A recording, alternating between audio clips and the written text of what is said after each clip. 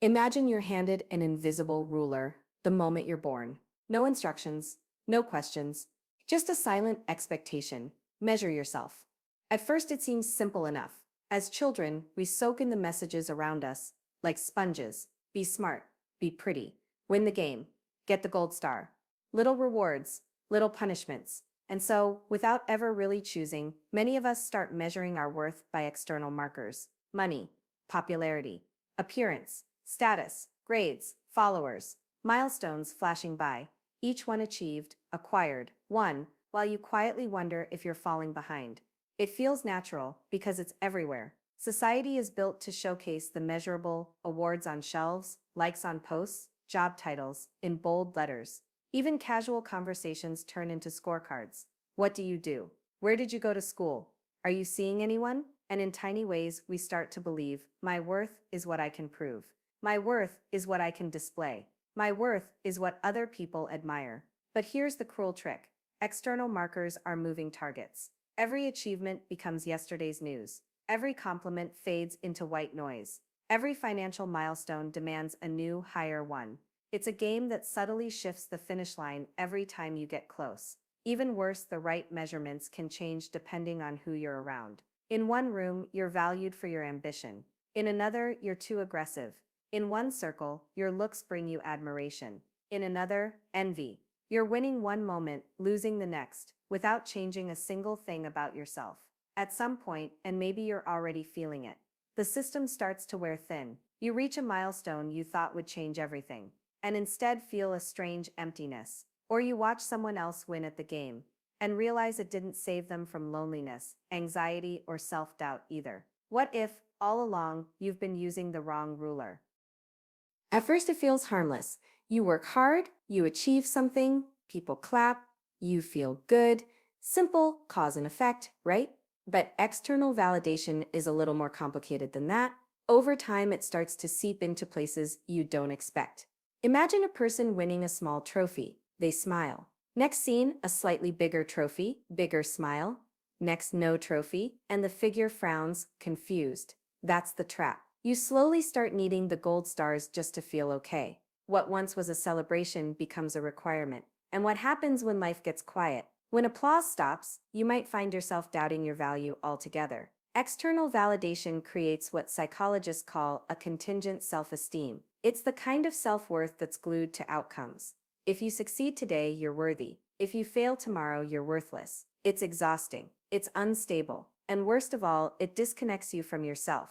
You begin to chase what looks impressive instead of what feels meaningful. Maybe you stay in a career that looks good on paper but leaves you drained. Maybe you stay in a relationship because everyone else thinks it's perfect, even though your gut says otherwise. Slowly, without even realizing it, you hand over your inner compass to other people. You let random strangers, distant relatives, even online algorithms tell you whether you're doing life right. And here's the harshest part: the more you feed the need for validation, the hungrier it gets. No amount of likes, trophies, or admiration can fully quiet the question whispering at the back of your mind: but what am I really worth if no one is watching? That's why so many seemingly successful people, the ones with perfect Instagram feeds, sparkling resumes, and magazine-worthy lives, still crumble into anxiety, depression, or burnout. Because if your worth is always outside you, you never really get to hold it. The trap isn't just exhausting, it's endless, unless you step off the treadmill, unless you start measuring something entirely different.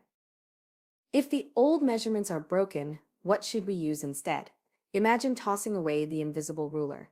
Imagine measuring your worth by something deeper, something that can't be handed to you and can't be taken away. Instead of money, you measure integrity. Instead of popularity, you measure kindness. Instead of beauty, you measure authenticity. Instead of achievements, you measure growth. When you shift your measurements inward, something magical happens. You start living for who you are, not what you perform. You begin asking new questions. Did I act with honesty today? Did I treat others with respect, even when no one was watching? Did I stretch myself, even if no one gave me a gold star for it? Did I stay kind to myself when I made mistakes? These are quieter wins. They don't come with trophies or viral moments, but they build something stronger: real self-worth, the kind that doesn't collapse when life gets messy. And life will get messy. No amount of achievement protects you from failure, loss, rejection, or change. But when your worth is rooted in your values, not your outcomes, you can weather it all without forgetting who you are. Changing how you measure yourself isn't a one-time event. It's not a switch you flip. It's a quiet practice you return to, again and again. There will be days you slip back into chasing old trophies. There will be moments you crave applause. That's okay. You're human. The goal isn't perfection. The goal is awareness, noticing when you've wandered off and gently bringing yourself home. Home to the parts of you that don't need to be flashy to be valuable. Home to the courage it takes to be real in a world obsessed with appearances. Home to the truth that your worth was never about the things you could stack, earn, or show off.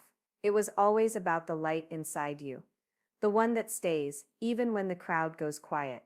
You were never meant to be measured. You were meant to be known, starting with yourself.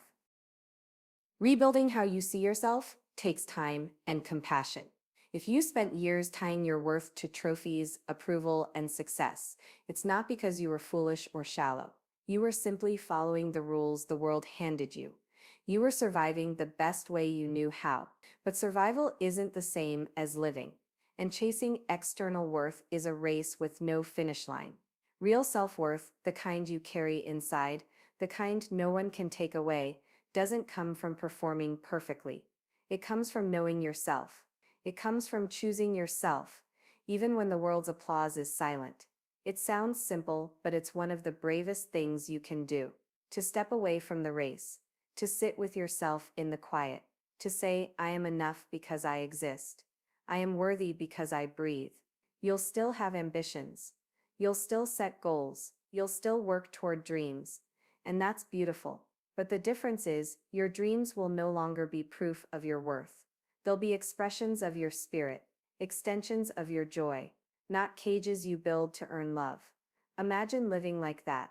Imagine measuring your days not by how much you achieved, but by how much you lived, how much you loved, how deeply you stayed true to yourself. Imagine looking in the mirror and seeing a whole person, not a resume, not a follower count, not a dollar amount, just you.